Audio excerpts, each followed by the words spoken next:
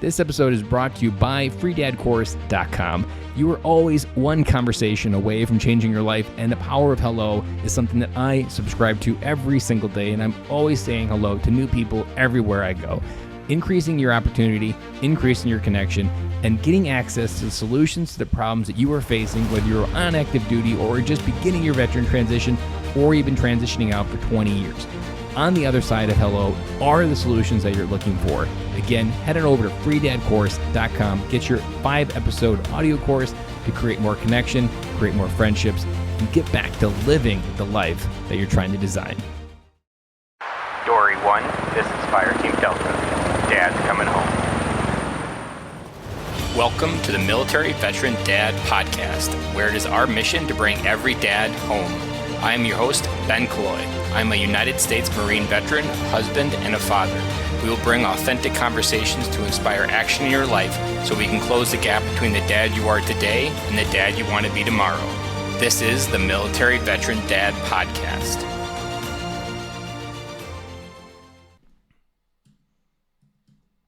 Hey guys, welcome back to another episode of Military Veteran Dad. This is episode 137. Wow, still hard to believe, 137 episodes out there. It would not be possible without you guys out there listening, sharing, giving your iTunes reviews. All of those things help us get the word out. If I could ask one personal favor though today, if you haven't shared the podcast with someone, this work, this information, even today's episode, this information needs to be in the hands of military veterans and active duty members of the military, because fatherhood out there is important. The work that we've been doing here at this podcast really has the impact to change lives, but it doesn't change lives unless people know about it. So if you've been listening for a long time, getting value, one thing if I could ask is share the podcast with a friend, let them know what we're doing here, let them know even an impact of how this podcast has changed your life. But today's guest, Dana Obleman, is a new topic that is really important. Again, information that every military dad needs to know, because life out there in the front lines of fatherhood, the information is not prevalent, the information is not abundant, and every piece helps. And so today, Dana, who's coming on to talk about sleeping and kids, and Dana began her private career in Vancouver, Canada in 2003 after struggling with her own kids and sleep. She drew on her dual degrees in psychology and education to create the Sleep Sense program, a complete sleep resource for parents, which has sold over 100,000 copies in more than 30 countries. Since writing the Sleep Sense program, she has authored an additional 4 books on specific parenting challenges. Over 100 individuals follow her on Facebook and Instagram. Her instructional YouTube videos have over 3.5 million views. Her parenting blog website averaged 90,000 unique visitors per month. And her weekly podcast has over 500,000 downloads. She's been featured on major parenting trade shows, a frequent guest on radio and television programs, and her work has been highlighted on Good Morning America, CNN, Today's Parent, and WebMD. Today, Dana lives in Sarasota, Florida with her husband and 3 children, where she continues her life work to educate and empower families with healthy sleeping habits. What's really stood out with Dana in this interview is how long she's been doing it. She's been doing it since the 90s, before really people were asking good questions, before even people knew that Google could be this place in the future that we could go to ask questions and it would spit out great information. So the information in this episode is time-tested. It is filled with wisdom from her own life, and it is rich with actionable advice for how to change your kids' sleeping habits and why it is so important. So with that said, let's get started with today's episode. Hang on for the other side for my big takeaway. Welcome to the podcast, Dana. I'm happy to be here. I'm excited for you to be here as well, because this is a different kind of interview, and we're going into a topic we've never went into before. But we have in front of us, or in front of me at least here, an expert on sleeping, but not just sleeping in general, but sleeping as it connects to kids. So part of that story I want to go to, like, when did you start listening to something on the inside of your heart and your head of I need to go towards sleeping versus wherever else you were headed in life? Yeah, well, I was a teacher. I was an elementary school teacher before I had my first son.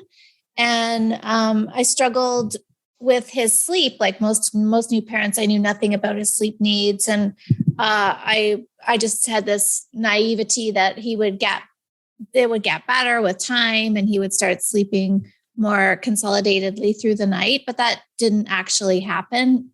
We kind of hit the 6-month mark and he was still getting up as many times as he had when he was a brand new baby. So I kind of had my rock bottom moment around that month and thought maybe there's something I actually need to do in order for him to start sleeping better.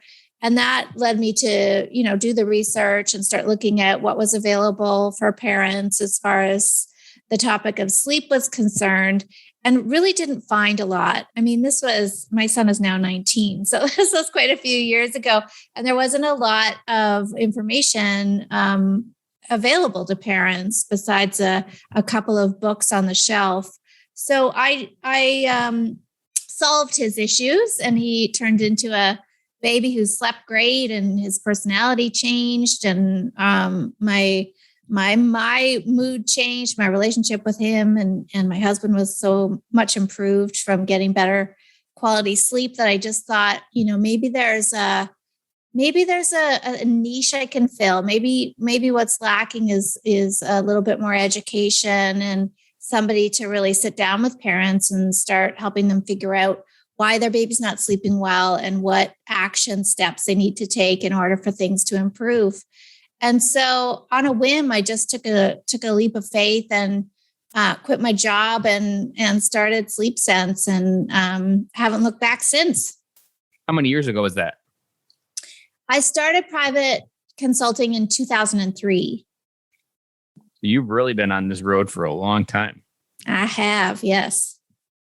One thought that comes on my mind right away when someone that's been in this space for so long, there's got to be like a really, really big lie that parents tell themselves over and over that you get to debunk very quickly, probably, that you keep finding and running into, that's reinforced by mainstream everything, but that you find like is the one thing that parents need to just let go. Yeah. Well, I think there's two things that kind of get under my skin all these years later. One is that these children will outgrow it, that you just have to grin and bear it and keep hoping and waiting. And eventually these children will start sleeping better and through the night. And the research disproves that myth, that most kids, as high as 85% of babies who are struggling with sleep, continue to do so for the next 3 to 5 years. So, sleep is skill-based, sleep is habit-based.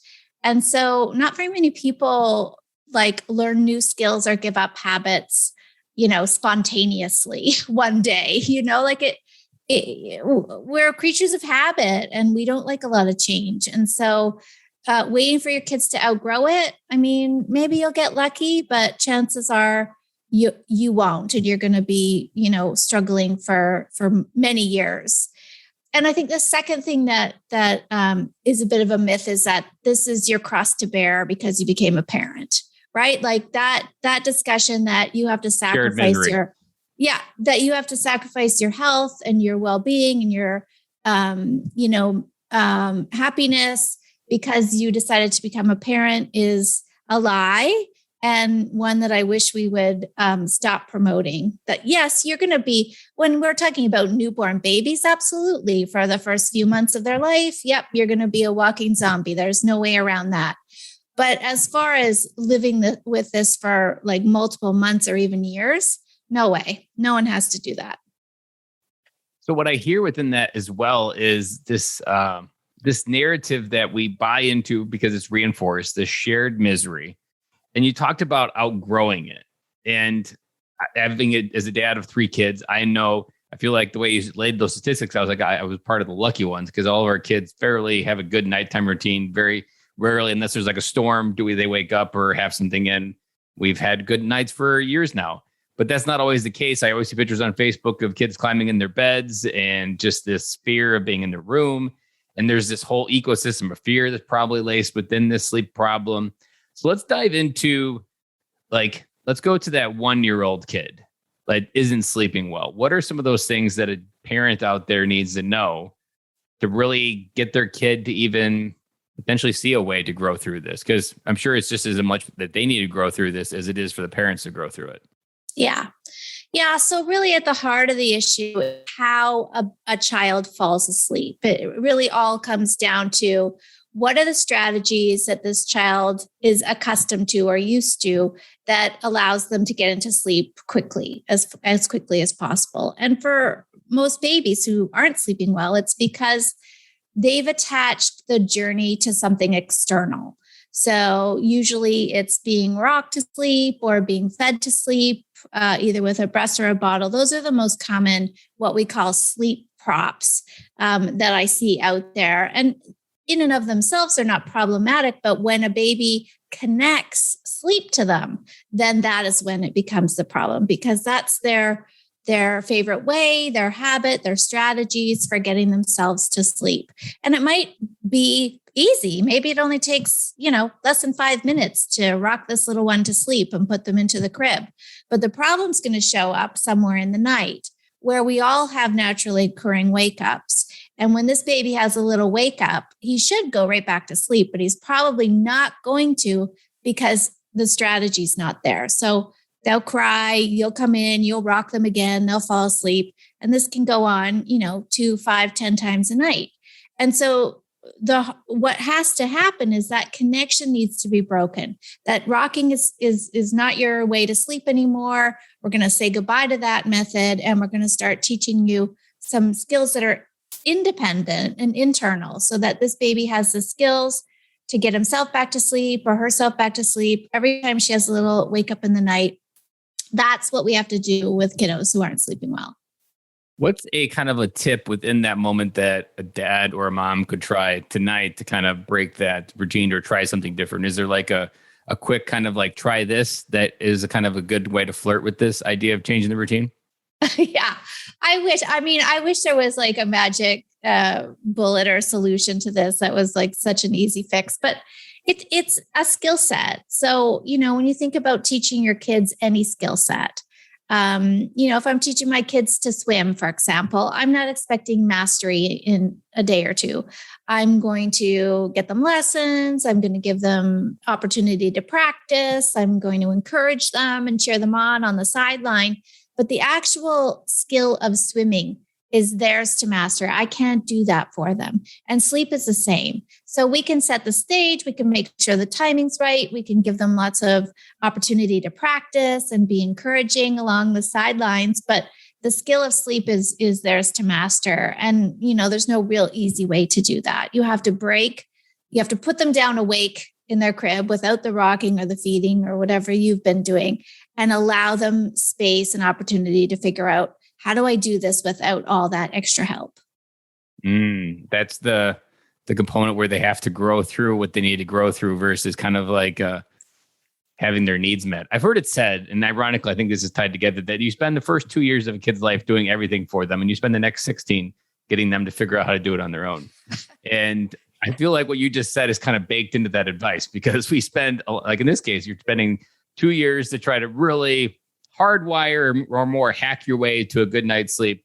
And then you have to spend the next 16 trying to establish good bedtime routines, establish them sleeping.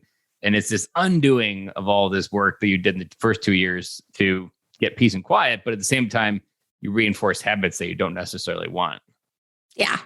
Right. And that's why I wish, my hope for every new parent out there is that they start doing a little bit of research or sleep education before a baby even comes. Because having had 2 kids after I started this program, I know that when you know more, you do better. And the second and third, they were sleeping through the night by 10 weeks because I knew what to do and I knew what they needed and I knew how to guide them in the right direction. I mean, that would be wonderful if everybody kind of knew these little pieces of information so that they could start out on the right foot.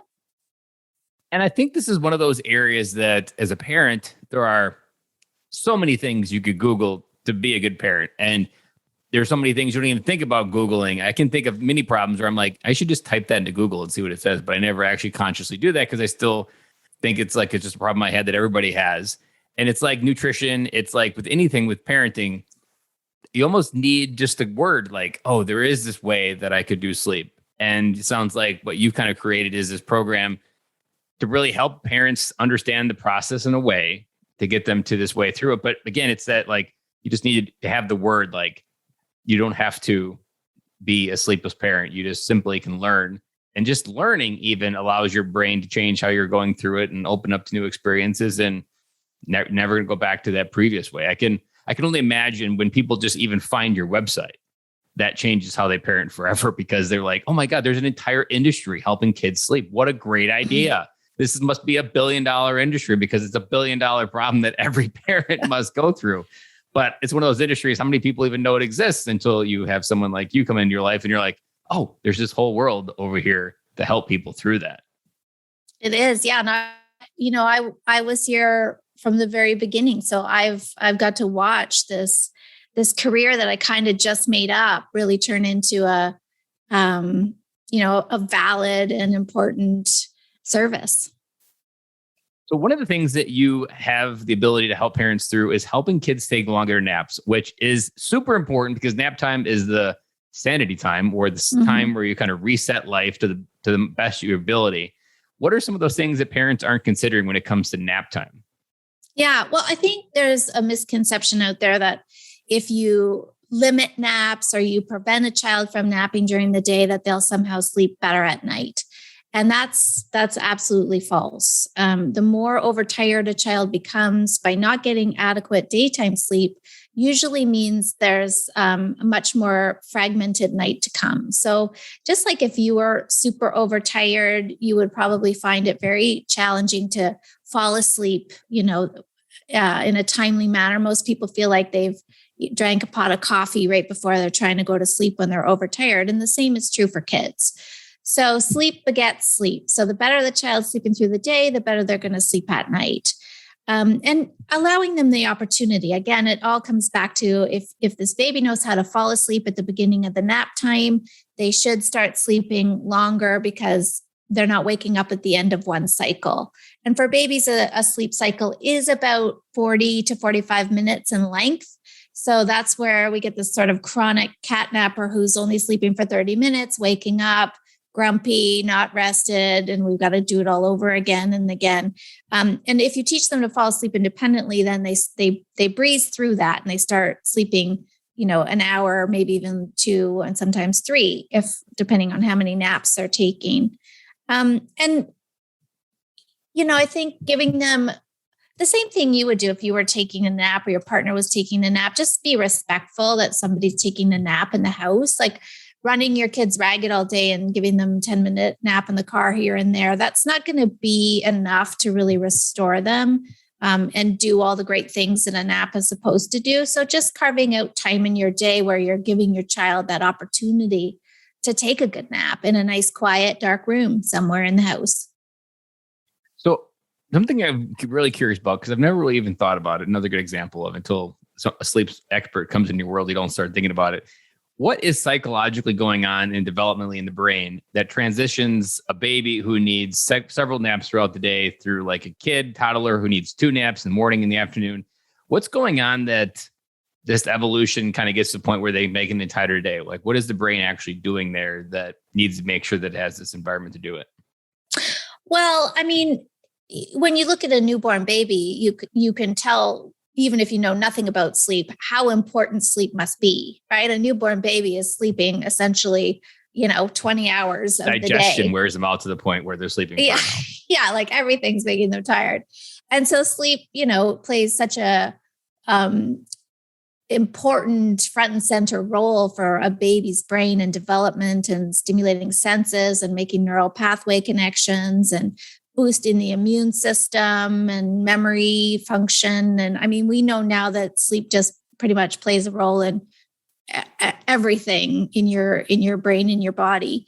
But as they grow, they have more stamina, right? They can go a little bit longer before they get pooped out and fatigued. And so that's when you start to see, around the 3rd month, they're taking more like 3 naps a day. And by the 6th month, they're most likely dropping down to 2 naps a day. We hit those toddler years and they're just taking one big consolidated nap during the day.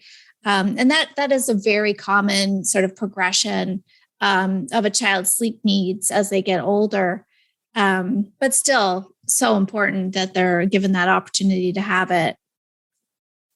One other thing that within the naps that I'm curious about, and I often joke to myself of like how much as an adult you wish you could take a nap, because your life's busy and you get tired, but you can't because you got adulting going on. And yet kids who really need a nap, maybe sometimes even when they're 6 or 7, it's like, man, your behavior is off the charts. You just really need to nap, but they refuse to take a nap.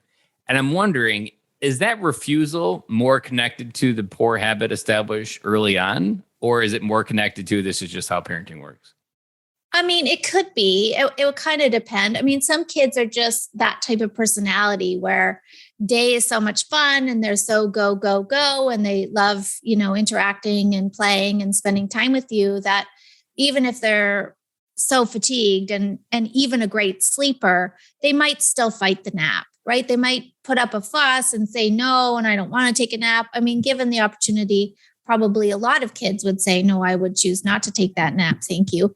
But yeah, if they have good sleep skills, then they should be able to get the connection. I always think one of my big teaching lessons I want parents to know too is that this is about establishing a really good relationship with sleep too, right? If you know what sleep is for and and you have no like baggage around it, it's just a happy place you go at the end of a great day, then kids aren't going to be fighting it or upset. And it's not a punishment, right? If you say to a child, oh, your behavior is really crappy right now, you need to sleep.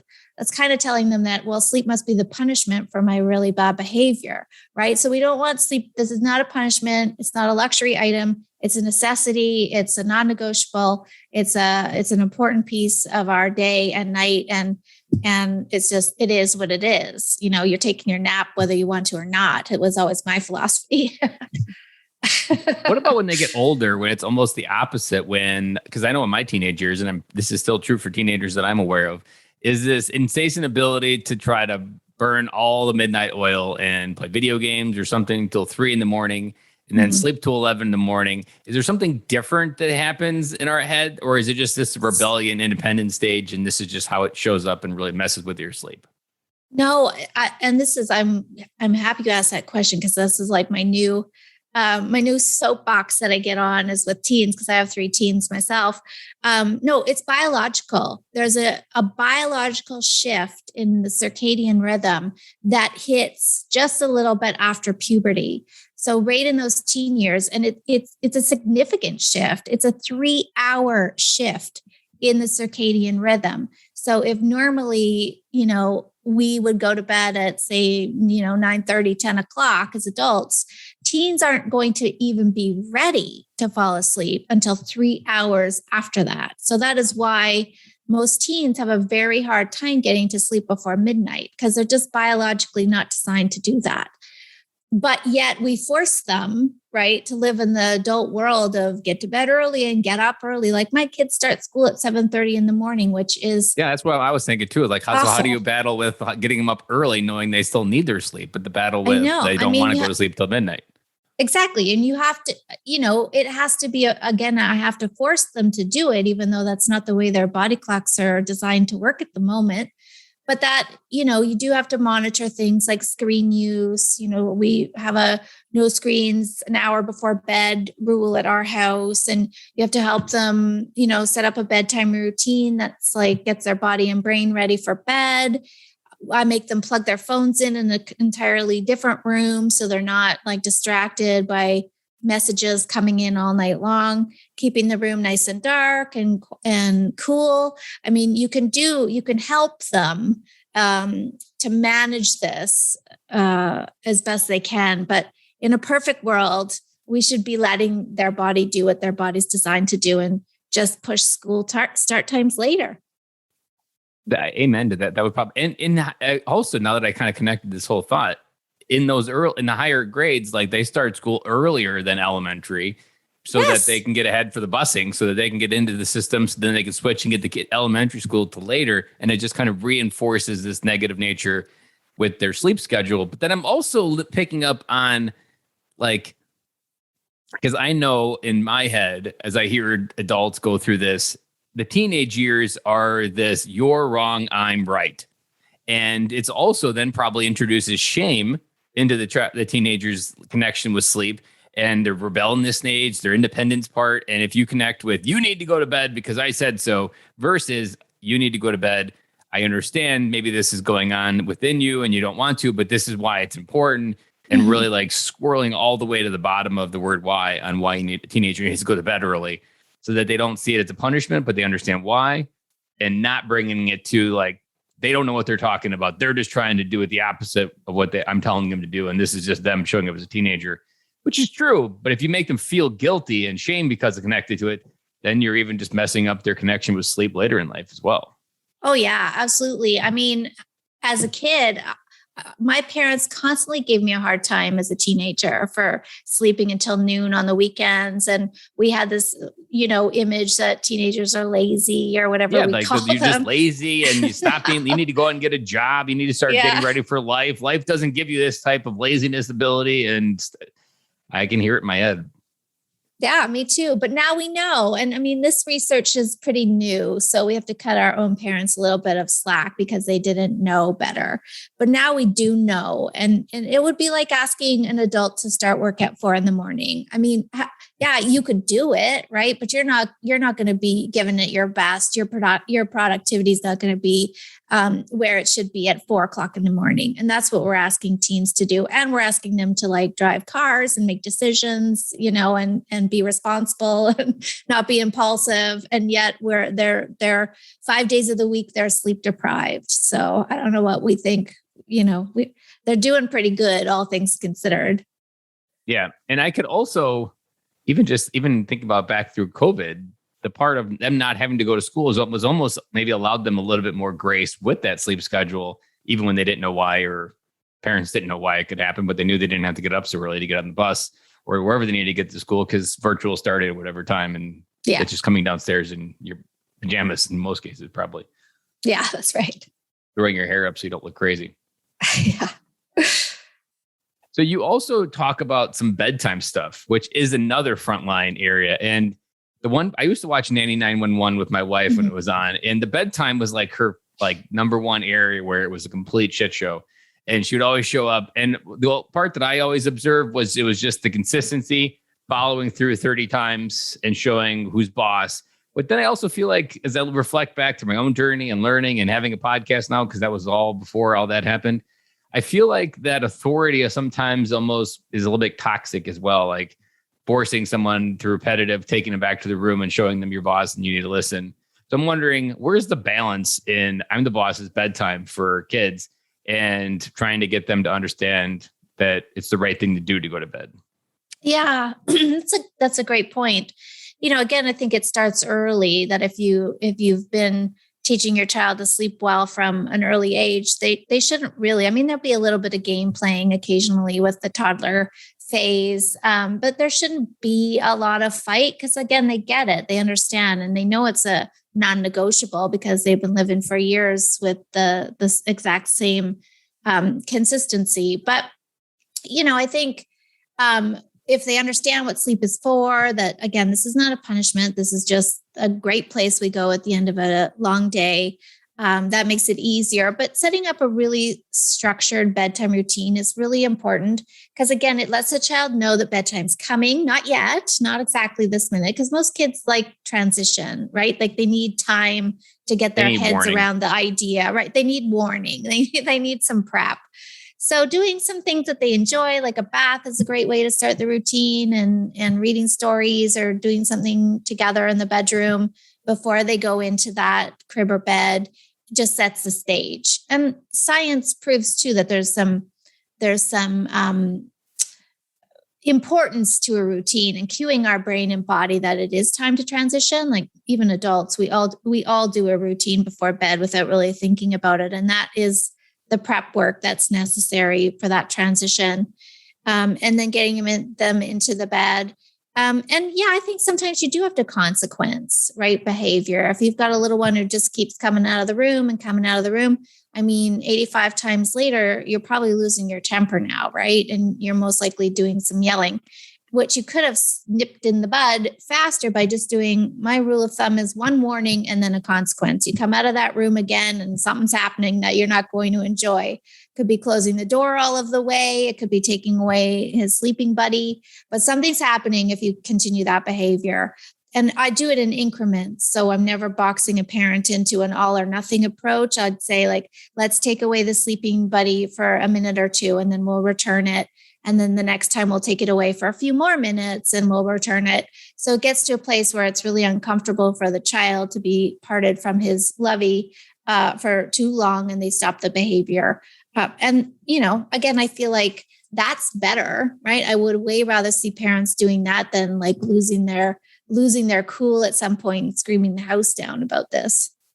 Yeah. There's something that the more dad work I've done, the actual harder it is to be a dad, because the more awake you become, it just, you know more about what you could do or how you could do it different. And one of those moments is that someone taught me or explained it, that they're going to come down, they ask for one more hug, and then you're like, oh, we've done this 5 times already. Just go to bed is what you're saying in your head. But then there's this way his dad explained it to me. He's like, one day they're going to come down, ask for one more hug, and then it's never going to happen again.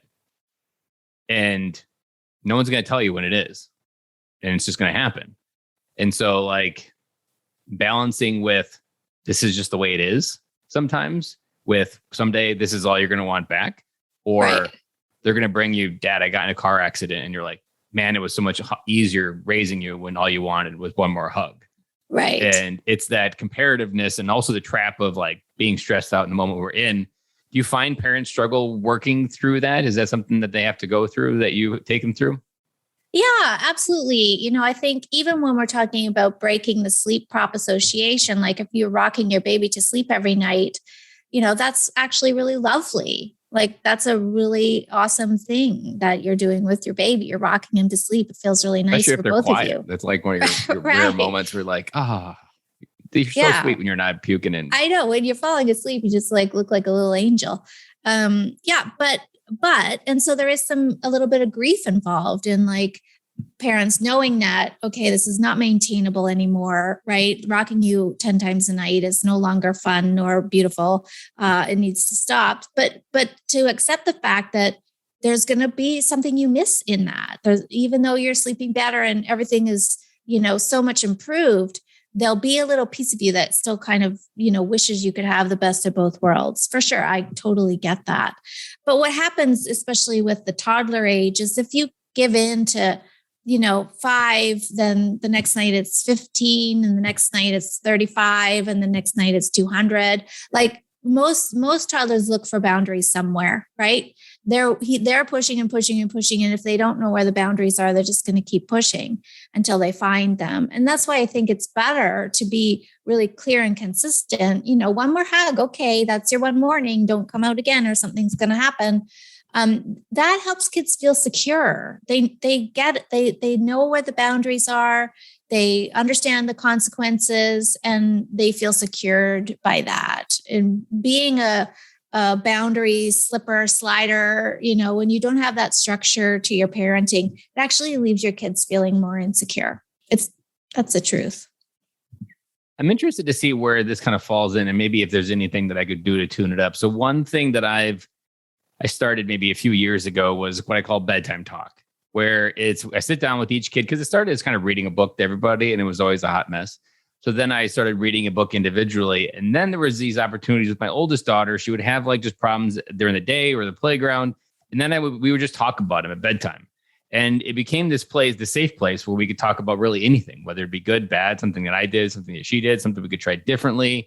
And it became this safe place to talk about the hard things. I mean, there's times where she gets off the bus and she's like, Dad, we need bedtime talk tonight. So she's already has this place that like she can bring something to work through.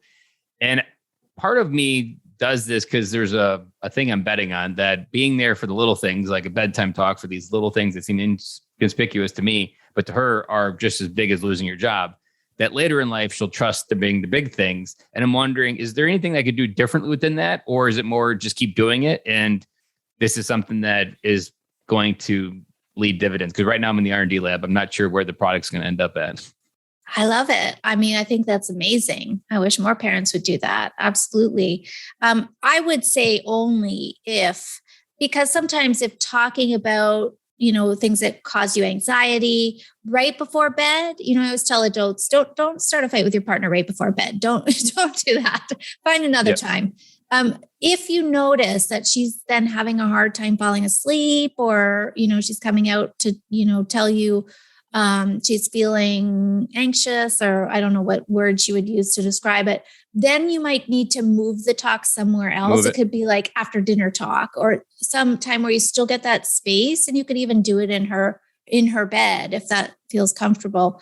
But just keep an eye on that. That would be my only word of caution around it. We have transitioned to a little bit of some walks. So my oldest definitely, we've moved where we just me and her walk in and we can talk about anything. And it's also proving to be a safe place. But maybe it's also, as I think about it out here, it began at bedtime showing her that you can. And then it's morphed into more effective places to talk about it and go from there as well. Yeah, no, that's so great. And I think you're right. My husband was getting in a little bit of a battle of wills with our daughter, and I said, well, do you want her to come to you, or do you want to be right?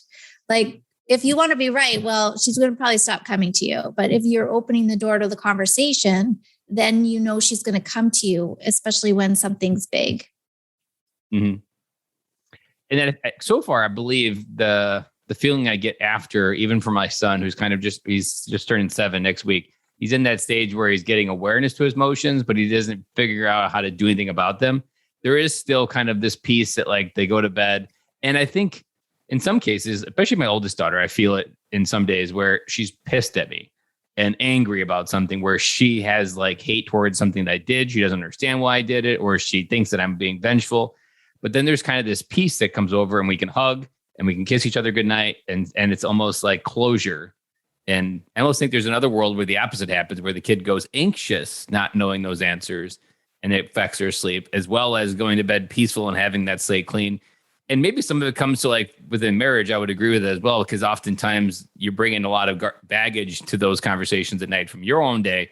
But kids don't hold on to a lot from their own day. They move through it pretty quickly, but certain things can get really sticky, and they just need to get expressed, which is something they're not good at yet. And they're just expressing it allows them to like, yeah, it's okay. It's over now. Yeah. Something adults could do better at, but a kid's is like that, just expressing it almost is like, I could get through it now. Yeah, no, that's wonderful. I love it. So one other area that I want to go into that is really hard is when your kids get sick, because this is kind of like the front lines of sleep, where the sleep messes up at night, whether they're waking up. I mean, I can't tell how many times I woke up and had to clean off a mattress because my daughter puked on it. And it's just this catastrophe of being sick. And then your day just begins at like 3 a.m. You're like, now we're going to cancel work. We're going to have to stay home. And it's just this, then your sleep is messed up. So what are some things that parents need to understand going through when their kids are sick to help balance all this? Mm-hmm. Yeah. Well, first of all, when you're sick, you need more sleep, but you get more fragmented sleep. So it's unrealistic to think anyone's going to sleep solidly through the night when they're sick. It's just not going to happen. You're going to have wake ups.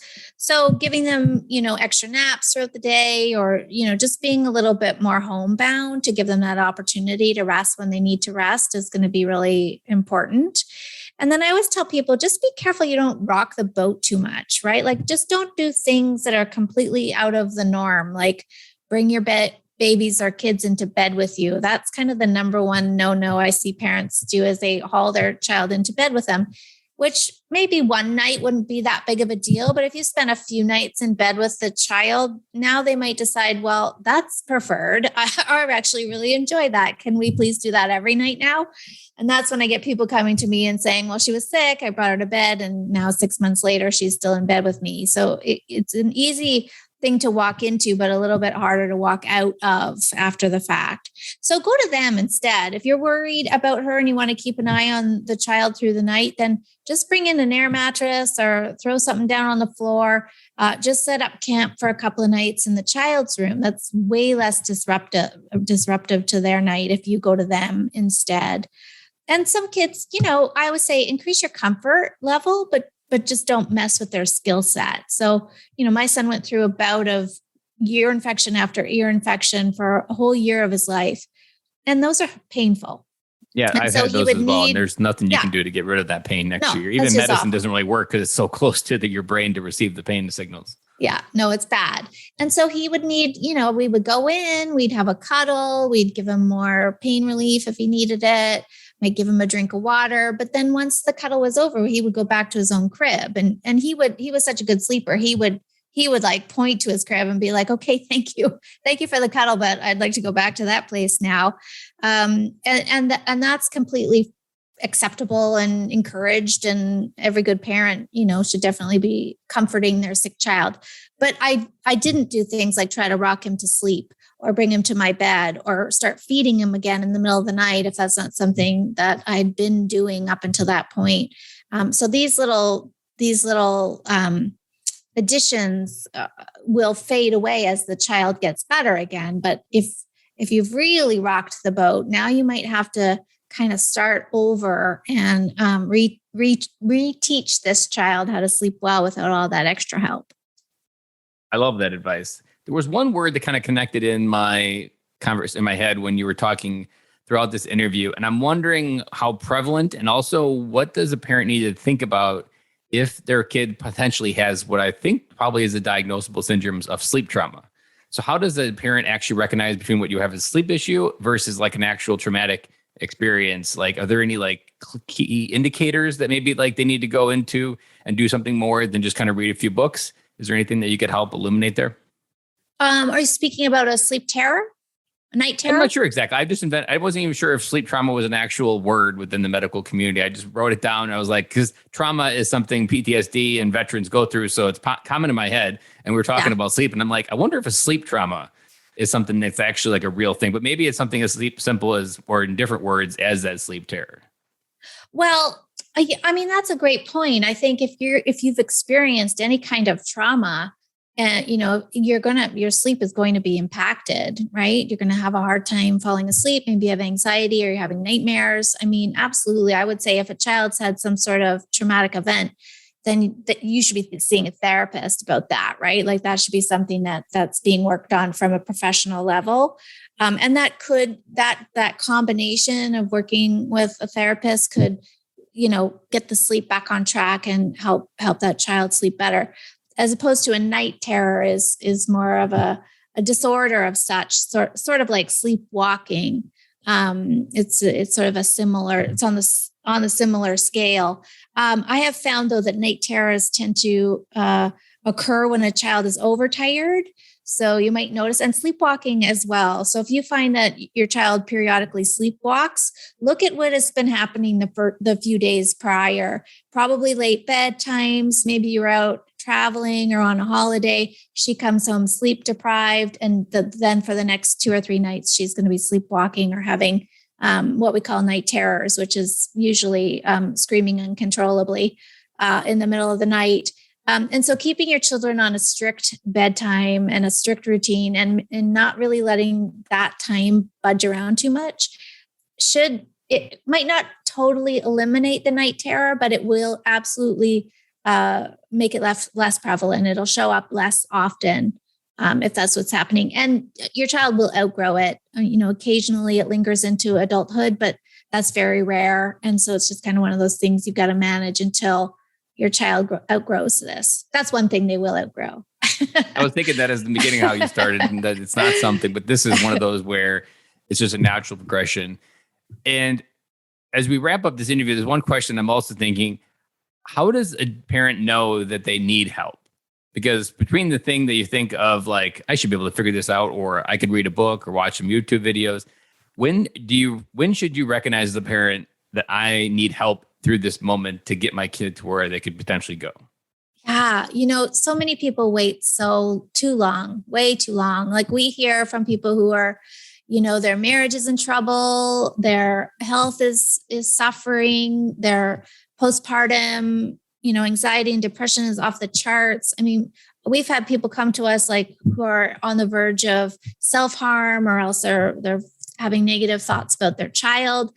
I mean, you need to reach out for help way before those things show up. We can still help at that point. But, I would say as soon as you start to feel like you can't do it anymore, right? Or as soon as you start to feel like my health is suffering, my relationships are suffering, my work life is suffering, these are things that, again, you don't need to grin and bear it. There are things you can do to improve this situation. And so reaching out, there's lots of advice about sleep on the market. It doesn't have to be specifically my advice, but start looking for solutions to this crisis, because it's not even just about you, right? As the parent, it's also about this child, that if you're feeling the effects of sleep deprivation night after night, on some level, so is your child. And so I always say this is a family problem, and the solution is beneficial to everyone involved. I appreciate that. And then I think that is something that we all just kind of need to be humble enough to admit there is a better way. And that something that I talk about with men in their life of doing life as a community and having a tribe is people were never wired to do life alone. It was always meant to be it takes a village to raise your kids. And oftentimes when you feel like you're all alone, that's like, okay, I need to expand my village. And there are people out there that have solved many of the problems that we face as parents, but we have to have the ability to Google and just type it in. How do you solve this? And I can't tell you how many problems I've done and it popped up and like, oh my gosh. And then it's a thread that opens up an entire new lane of information that changes my life and how I show up every day. Yeah, absolutely. I would also say, when we're talking about sleep, there are different perspectives out there. And so I do hear from some moms that when they go to a community of such and start trying to have discussions around sleep, they can feel attacked. They can feel judged, right? Again, you get those comments like, well, you shouldn't have had kids if you can't handle it. This is what you signed up for. That kind of language will show up. So I would just say, make sure that it's a safe space to open up those discussions so that you don't end up actually feeling worse for it. So if people want to find out more about you and get in touch with you for anything related to sleep when it comes to kids, where can the best place to get a hold of you? Yeah, so you can come to the website. It's sleepsense.net. I'm also on Instagram under SleepSense. I love to get messages from people there, and you can send me an email. I'm on Facebook under Dana Obleman. But yeah, there's lots of places where we can connect. And if anyone has questions about what we do, to definitely reach out. Well, I appreciate your time with us today, Dana, and I'm excited. This information isn't common, but it needs to be more common. So I appreciate you helping making that more prevalent within the community and sharing something with dads where they maybe not even feel capable to go into this conversation. But hopefully this conversation gave them the courage to maybe have a conversation with their wife about how we actually go through this versus kind of like leaving it on one side of the aisle to take care of it. So I really appreciate you showing up today and sharing your knowledge with us. Yeah, thanks so much. I had a great time. My favorite topic.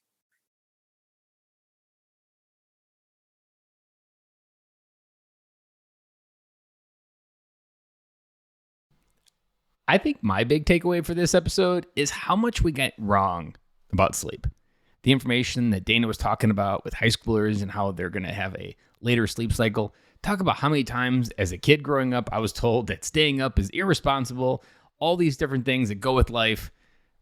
Man, when you hear an expert talk about how these things are biologically happening under the surface, but yet we often just don't have that acceptance from the rules or parenting advice or just general acceptance of how things are going in life. So to me, that big thing is going to stick with me as my kids are growing up. And again, my oldest daughter is 9 right now. So this is kind of like the early years of when that sleep cycle is going to start changing and trying to figure out the best way to manage it, because that's really the hard part, because the system still hasn't adapted. They still require kids to be up early. They still require kids to be the first one as teenagers into schools before the elementary. And so trying to figure out the best way to create that in the system that we have for our kids, and really probably even incorporating into the weekend as well. So that's my future big takeaway, because that's going to allow me to go into it as I notice sleep changing, that I can show up and give my daughter the space that she needs and create new boundaries to adjust to the things that are happening beneath the surface. So, well, that was my big takeaway. What was your big takeaway?